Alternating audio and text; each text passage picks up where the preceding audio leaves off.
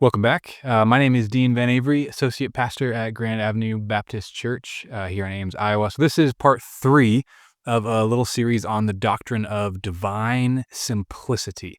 If you're just jumping in here, frankly, I'd encourage you to stop and just kind of go and listen to the first 2 episodes. This one is going to be a hard place to start. So at the very least, you should at least go listen to the previous episode 2 in this series. So episode 1 was kind of more or less a warm up, right? So if you're kind of pressed for time, you could probably skip episode 1, but don't start here. This one's not a good place to start. So before getting back into simplicity, I wanted just to pause and ask the question: why am I doing this? Right? What's the point of thinking about this doctrine? Or really, this is kind of a good touchstone question. What's the point of thinking about doctrine? What's the point of thinking about theology really at all? How does this help us? Okay, so here's the answer. You exist to know and love God. The very essence, the very core of your being longs to see and savor God. So theology and doctrine it basically is just the science of knowing God, the art of knowing God. So to ask why does theology matter, it is a synonym for asking why does knowing God matter. So David says in Psalm 16, "You, talking about God, you make known to me the path of life. In your presence is fullness of joy. At your right hand are pleasures forevermore." Then again in Psalm 27, David says, "One thing have I asked of the Lord, that will I seek after, that I may dwell in the house of the Lord all the days of my life, to gaze upon the beauty of the Lord and to inquire in his temple." You, listener, you exist to see and savor God, right? We're thinking about the doctrine of simplicity because we are trying to look past our day-to-day life, trying to look past even the details of history. We're trying to get for ourselves an eyeful of God, right? Our soul is not going to be satisfied by a God that is like you, that is made up of parts, that is changeable, that's kind of conflicting within himself. Your soul longs for the one true and living God, the one simple ground of all being, the omnipotent God at the foundation of all reality. Simplicity matters because our souls need constant reminders that there is none like our God. He alone is God. He alone is the uncreated source of all that is. He alone does not change and cannot change. He alone is justice and is love and is power and is goodness. Our souls need to remember that the difference between God and man, even between God and angel, is not a matter of degree. The highest archangel and the lowest termite have more in common than God and that same angel. The difficulty of these deep doctrines is not a bug. It's a feature. It's a part of the teaching point. It's a part of the didactic point of theology. The closer our eyes turn towards God, the more it strains us, and the more it pushes us to this comprehensive humility. The closer your eyes look to the sun, the more it hurts. The more that you're compelled to look away, quite frankly. A God that is easy to understand is no true God. Everything about God screams about his godness and our creatureliness. Our souls are never going to be satisfied, never going to be secure in a God who is just like us, who is similar to us. Our souls long to rest in the God who is the unique and simple source of all things. So Why does this matter? Why does simplicity matter? Why does theology matter? Because you were made to know and worship God. The more that your soul strains to grasp who and what God is, the more you're going to be getting a better sense of who He is. So that's kind of the irony of theology, right? The more that we feel like, hey, I can understand this, I can comprehend this, I can kind of wrap my arms around the concept of God. I think I kind of get this, right? The less we understand Him. The more that we feel like we understand God, the more that we look at God and go, oh, that makes perfect sense, the less you get it, right? The more that we actually know the God who has revealed Himself in creation, in our conscience, in the Bible, the more that we recognize just how little we actually grasp of Him.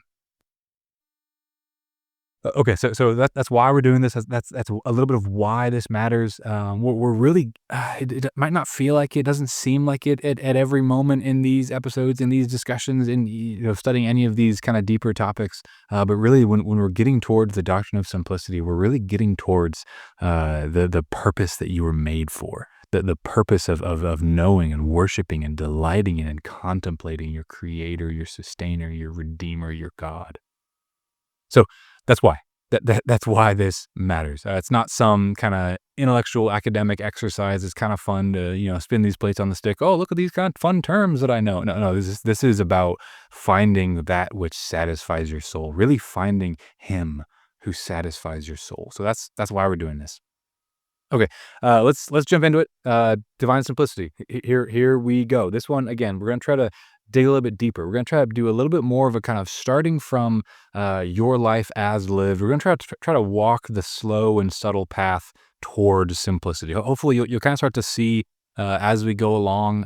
But just kind of listen and try to just follow what I'm saying for a little bit here, and you'll start to try to hopefully it'll start to click with you of what all this has to do with simplicity. So let's jump in. So the thing about simplicity is that it is not a simple doctrine. So in general, kind of the further back that you go in theology, kind of the closer to the base, the closer to the bottom that you get, the harder these things get to understand, right? So what do I mean? Take the Trinity, right? For example, if you want to understand what the Bible has revealed about God, who He is, you have to start paying attention to the way that Father, Son, and Spirit act and interact. So first, you start with some of the kind of more simple ideas, right? First, you can start with what's called missions, right? How does the Trinity act in redemption history? Well, the Father sends the Son and the Father send the Spirit. The Father ordains, the Son accomplishes, and the Spirit applies redemption, right? That's decently straightforward. But then, why? Right? Why doesn't the Son send the Father? Is the Father different and better than the Son? Does the Father have kind of an inherent authority over the Son? Well, no, they're equal in every way, except for one, except for generation. The Son comes from the essence of the Father. So after missions, right, you need to talk about processions a little bit, right? So it is fitting that the Father sends the Son, because the Son is eternally generated from the essence of the Father. It is fitting that the Father and the Son send the Spirit, because the Spirit is eternally spirated or proceeds from the Father and the Son. No distinction, no gradation, no inequality. The Son is equal to the Father in every way because He is generated from the essence of the Father. All right, so getting a little bit more confusing. So after missions, kind of the Trinitarian relations and actions in redemption history, and then processions, the Trinitarian relations and actions kind of apart from history, or kind of what theologians call the Trinity extranos, or towards us, and then the Trinity in se, in Himself. Right? We have to wrestle with things like inseparable operations as well as appropriations. Right? So, do the persons act independently? No. Right? If they did, you'd have three gods. But yet the Bible talks about actions that each person does. Yes, that's where appropriations come in. There are certain acts that are most appropriately ascribed to individual persons, right? Even though each person is involved, from the Father through the Son by the Holy Spirit. Hopefully you've heard language like that before. Right, so that's just an example of kind of this movement from the more simple and straightforward kind of actions and relations in history to actions and relations kind of in eternity, in and of the Trinity, in Himself, and then kind of how does that work a little bit deeper. So in general, this is the pattern, right? Everything is described, in theology or anything else. Everything is described and explained by something more. Here's the term: ontologically basic. Let me say it again. So in general, here's the pattern: everything is described and explained by something more ontologically basic than itself. So ontology, not a common word, it is the study of being. It's a philosophical study of existence, right? It comes from the Greek word ontos, which just means being or existence. So whenever you try to explain something, anything, theology or how cars work, anything, what you're trying to do is break it down to its ontological parts, to things that are more basic than the thing itself. Right, and so kind of the rub is every step you take backwards towards the basic, every step you take down towards kind of the ontological bottom is towards things that are more abstract, more difficult to explain in themselves. What do I mean? So I like to describe this process this way. So if somebody asks you to explain something, really you have two options, right? You can give an analytical answer, or you can give an exemplifying answer, right? Or if you're trying to understand something for yourself, which is basically just trying to answer your own questions, really you're just trying to explain something to yourself, right? So you can, if you're trying to explain something to somebody else or to yourself, you can give an analytical answer, right, which explains something by breaking it down to its constituent parts. Here's what it's made up of. Or you can give an exemplifying answer, right, which basically kind of seeks to understand something by giving examples. What do you mean by X? Well, here are different types of X that you might see in the world. An analytical answer moves down towards what is ontologically more basic, right? Well, this thing is made up of these three things. And then an exemplifying answer moves up towards what's ontologically less basic. Well, this thing is a part of these five things, right? Okay, so if you ask me, for an example, if you ask me to describe my friend Kevin, right, I might give an analytical answer and say, well, he is tall, he's kind, he's intelligent, and he's male, right? So this is, how can I break down Kevin to his kind of constituent parts? Tall, kind, intelligent, male, sure. Right? You could say that these are different ontological parts of Kevin, or components of his being, the components of Kevin, right? These are all, and each of these are more ontologically basic than Kevin. They're more simple than Kevin. So among other things, Kevin is made up of tallness, kindness, intelligence, and maleness. All of these are what you could call formal parts, right? They're not physical parts. Right, if I included the fact that, he has bones and flesh and blood, A, you would be rightly offended by my condescension. But then B, right, those would be the material parts, which would be true, right? He's made up of those things in one sense. Of course, that's true. So one thing that really makes this whole conversation difficult is that often we really only commonly talk about and think about parts in terms of material parts, right? So that's why something like components might be a little bit more helpful of a term to use, because parts just feels like, well, there's a hand, there's an arm, there's a leg, that's included, but we mean something a little bit more abstract than that. So right. So I've described Kevin's ontological parts, but then maybe you want to take it a step further, right? Maybe you're not a native English speaker, you're not sure what all those words mean, or whatever, and you asked me to explain what I mean by tall. Oh, you said Kevin's tall. What does tall mean? Right. So all of a sudden, one thing you should notice is kind of how the degree of difficulty has gone up quite a bit, right? So it's easy to say, well, Kevin is tall, but what does tall mean? Right? That's a little bit more abstract. That's a little bit harder of a question to answer. It's not impossible. I'm sure you could come up with a decent answer of what tall means. You could say something like, well, tall is it's a relative description of size concerning the height of a given thing. Okay, fine. So why are we doing this? All right, so stick with me. I have a point. I promise. Just stick with me. So do you see kind of the component parts of that answer? Tall is a relative description of size, plus B, concerning height, plus C, of a thing. So each of these parts of tallness are kind of ontologically more basic than the more complex concept of tallness.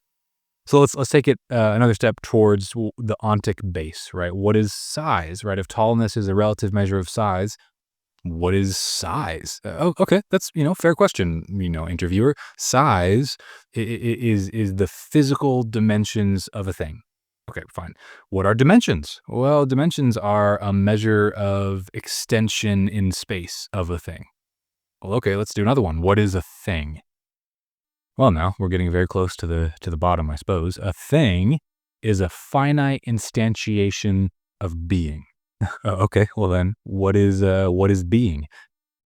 Well, no, that's kind of the big question, isn't it? What is being? What does it mean to exist?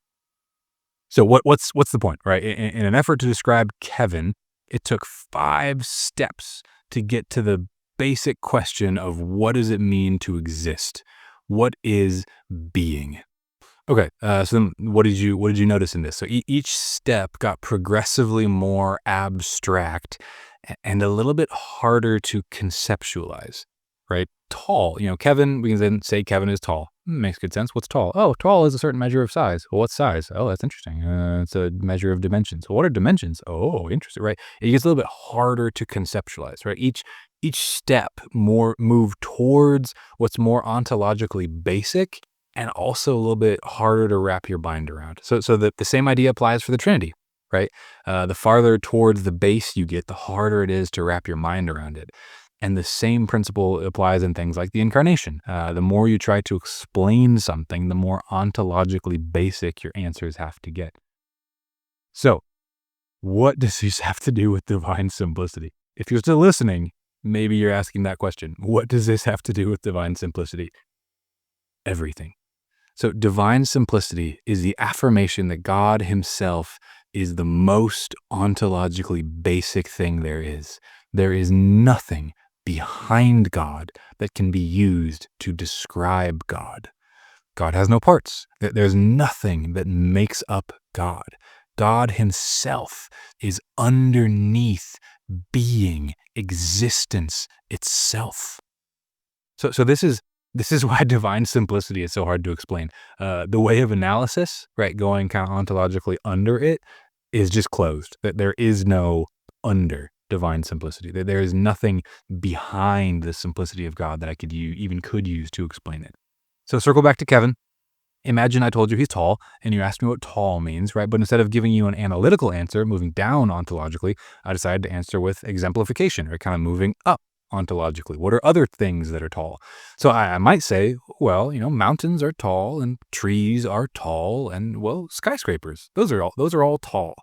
And you might from that, you might get the right impression, right? You might actually have a true impression of what tallness is from those examples. That might work to help you understand what tallness is. But you might also kind of end up nodding knowingly and say, I get it. So you're saying that Kevin being tall means that if I were to run into Kevin at top speed, I would get hurt a lot. Got it. Right. So in those examples, you might understand tallness. You might get the right understanding, but you might also happen to think that I'm referring to like the hardness and stability, right? Trees are hard and they're solid. You're not going to just knock one over. Mountains are strong and solid and they're hard, right? Skyscrapers are solid. You're not just going to push one over. So when I say that Kevin is tall and use those examples, you might walk away thinking that by that I mean Kevin is built like a linebacker, right?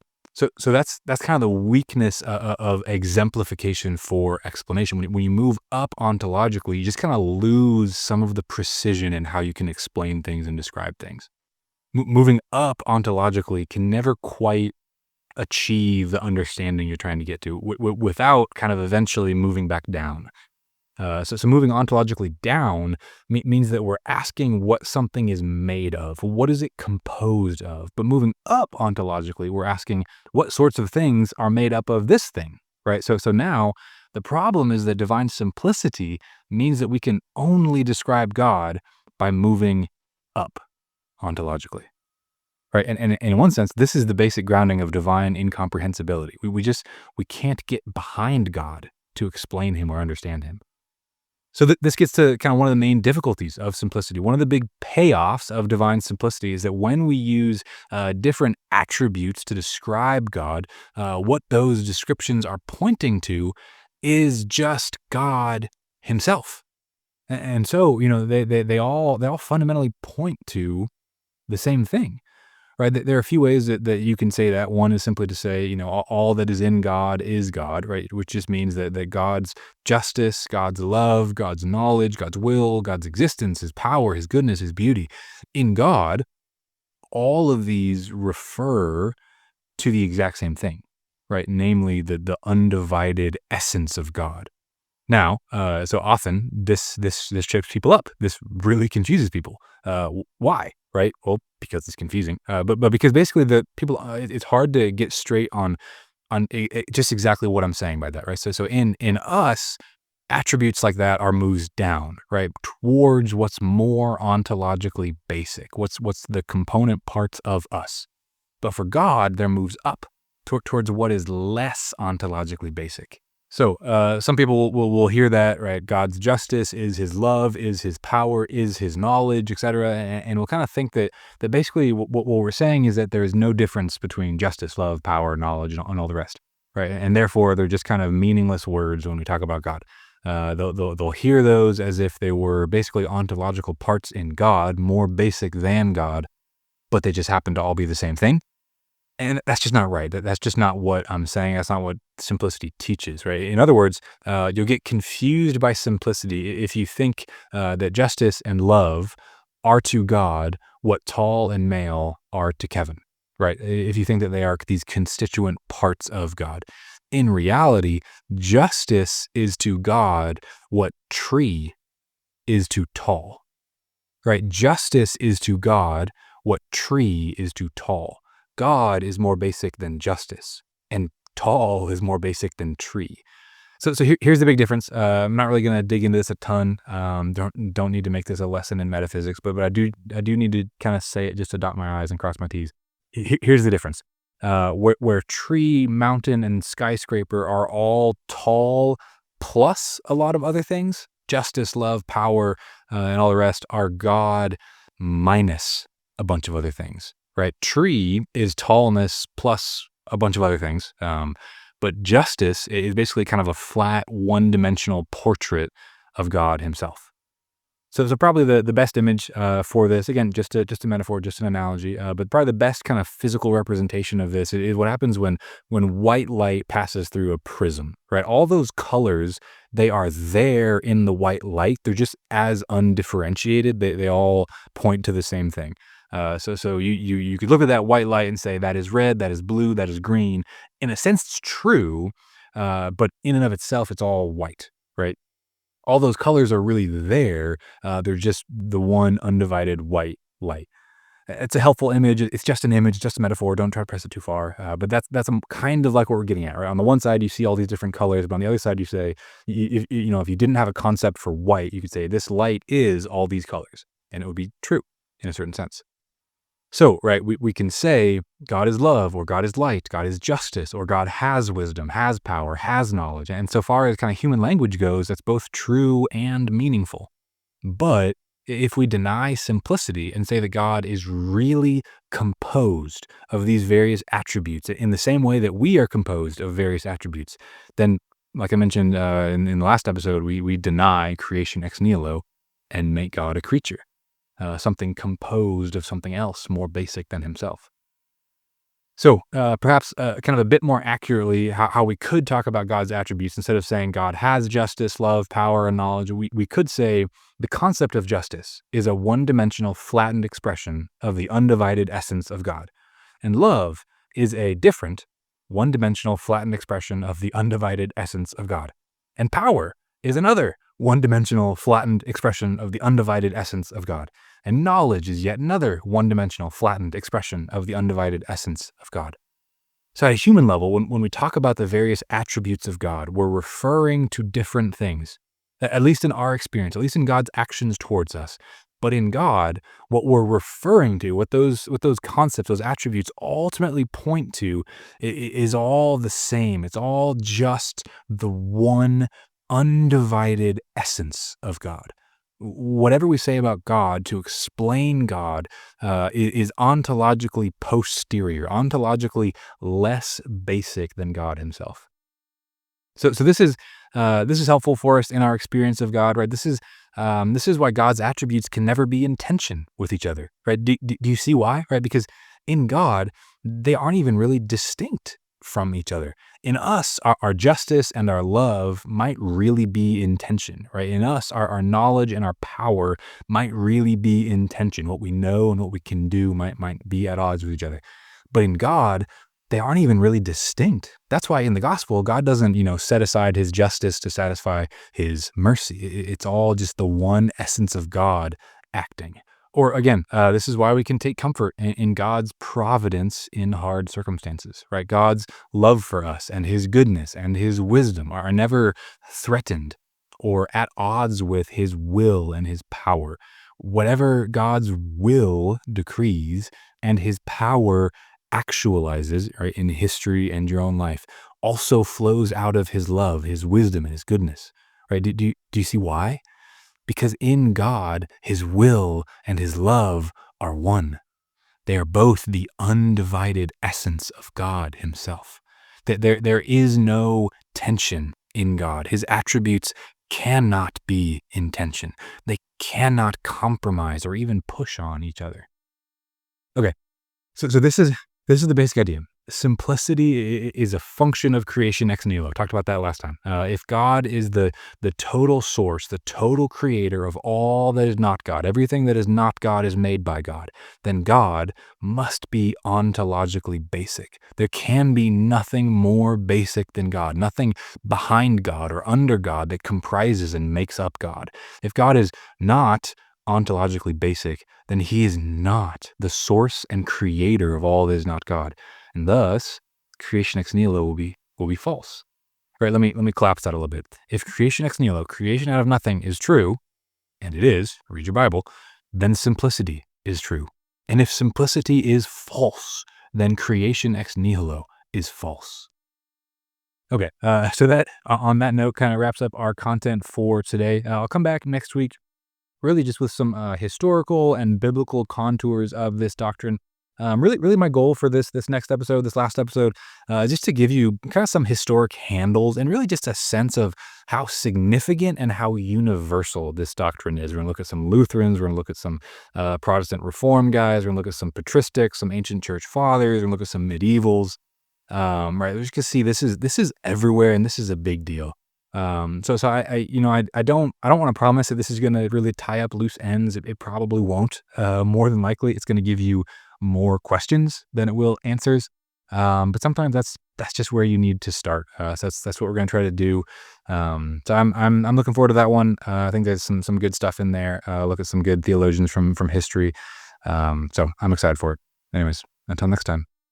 Okay, I just want to give a quick update. So originally I had planned to do this episode on this Thursday, the 4th, and then do the next episode on the 11th, just a couple days before the actual seminar on the nature and attributes of God.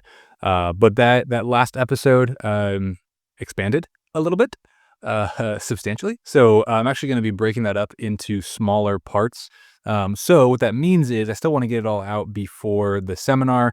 So the next episode after this is actually going to come out on next Monday. So check back here on Monday morning. There should be a fresh one for you. Just want to give you a heads up that you're not kind of sitting around waiting until Thursday and all of a sudden you find you've got some catching up to do. So anyways, go ahead and look back here on this coming Monday. Anyways, that's all I have.